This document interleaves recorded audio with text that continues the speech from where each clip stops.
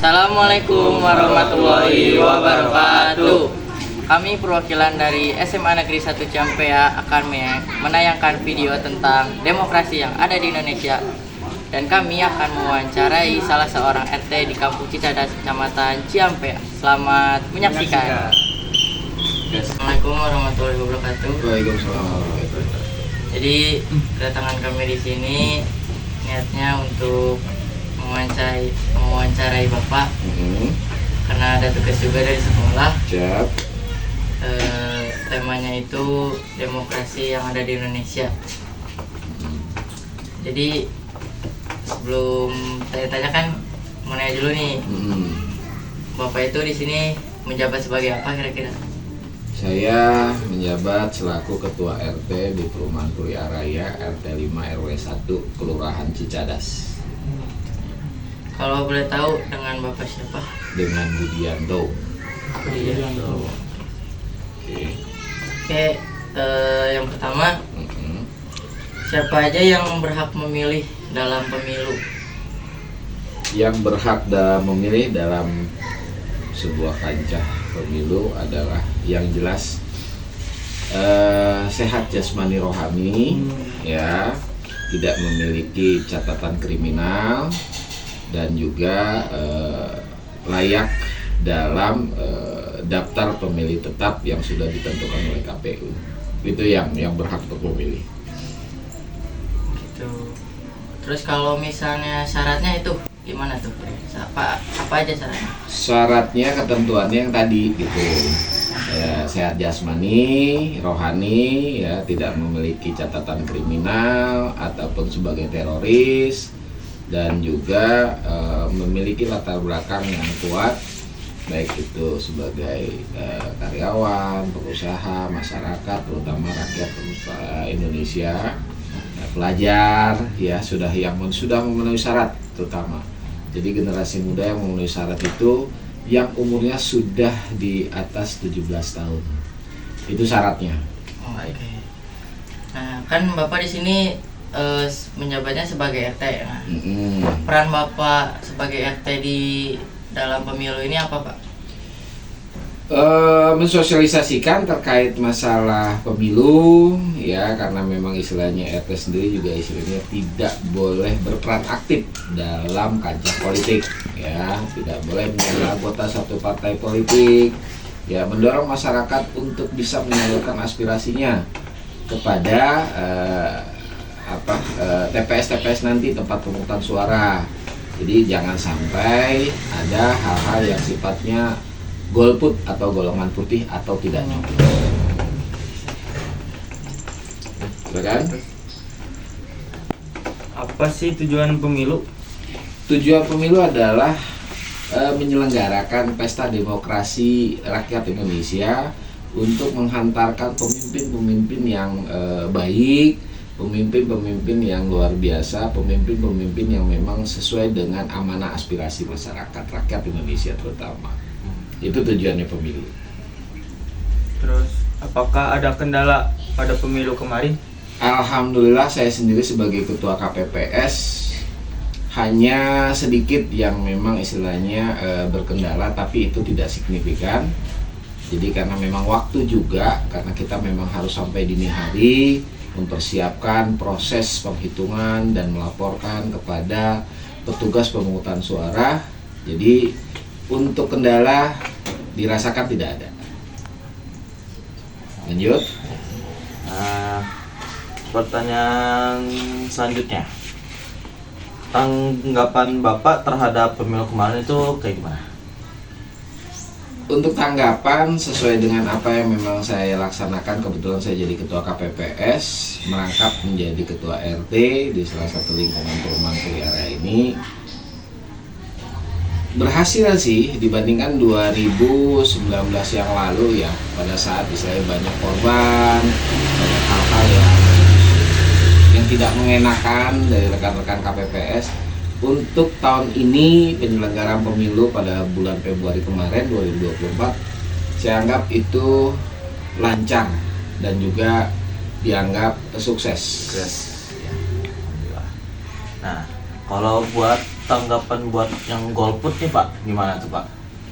Kembali lagi ke diri masing-masing ya kalau untuk golput, karena memang kalau golput kita nggak bisa mengintervensi karena hak prerogatif masyarakat yang memiliki hak pilih.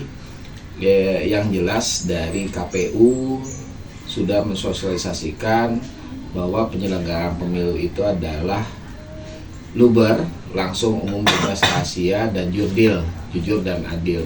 Jadi itu kembali lagi kepada prerogatif masing-masing. Nah, Lanjut. peralatan apa aja sih yang harus disiapin dalam pemilu itu? Simpel sih ya, yang jelas alat tulis berupa pulpen, tip X atau penghapus, tanda nama, dan juga papan pencoblosan, dan juga istilahnya bilik pencoblosan, dan meja, yang memang alat-alat tersebut memang penting, dan juga beberapa ATK yang memang sebagai alat pendukung. Ya Pak, saya mau bertanya, selanjutnya mengapa Indonesia masih menggunakan paku untuk melakukan pemilu? Karena secara demokrasi kita masih memiliki hal yang memang tradisional ya. Karena cakupan daripada Indonesia adalah negeri kepulauan, jadi secara mayoritas integritas yang memang dilakukan oleh bangsa Indonesia tidak bisa serta-merta mencakup pada pulauan tersebut. Karena teknologi juga terbatas dan juga SDM yang memang mumpuni juga masih terbatas. Jadi layaknya memang bicara istilahnya untuk pemilu-pemilu yang internasional berbeda jauh dengan Indonesia. Jadi paku menjadikan alat dominan dan tradisional.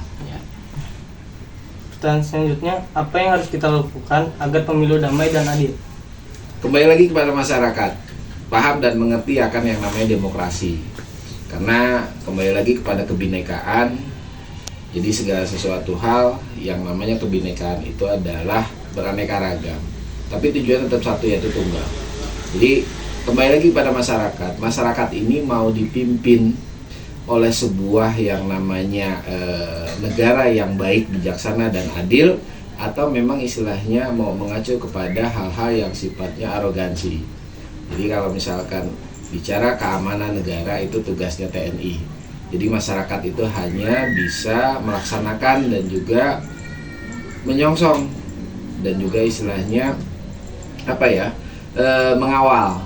Jadi kalau misalkan kembali lagi pada adik-adik semuanya, jadi pundak di adik-adik ini adalah harapan generasi yang akan datang harus bisa memimpin dalam arti kata memimpin yang baik dan juga bisa mengawal negara ini kepada negara yang berdaulat, adil dan makmur.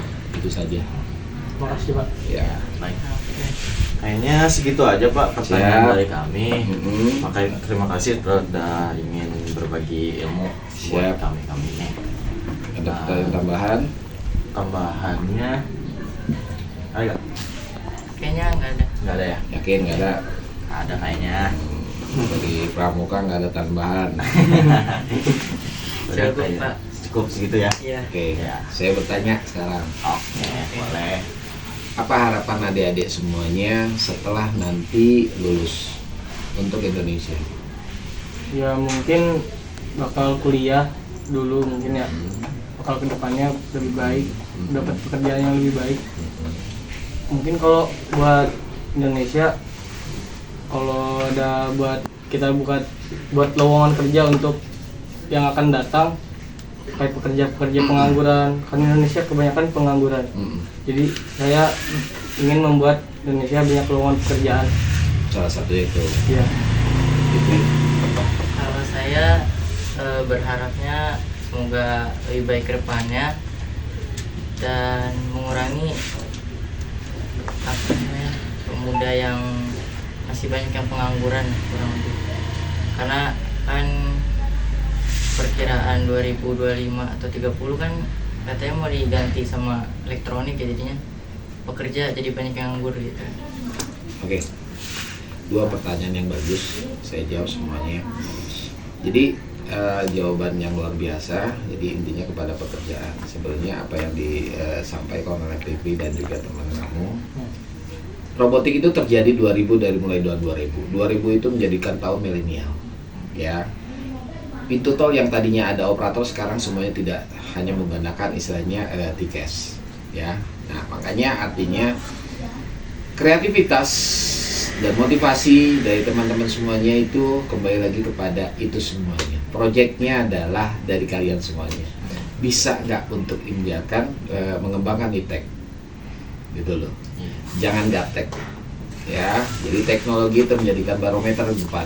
Betul sekali. 2030 atau 2045 Indonesia itu akan jadi hal-hal yang memang luar biasa. Apakah mereka teman-teman sambut? Gitu kan. Nah, generasi muda ini yang memang istilahnya harus tidak boleh malas, lalai, tidak boleh lemah, harus berintegritas. Integritas ini yang harus kuat. Kalian harus jaga kesulitan, kekompakan, kerukunan.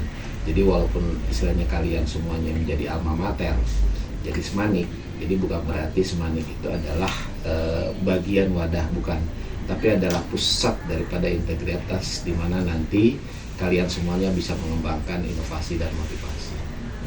Itu pesan saya. Jadi apa yang menjadi pekerjaan itu adalah hal lain.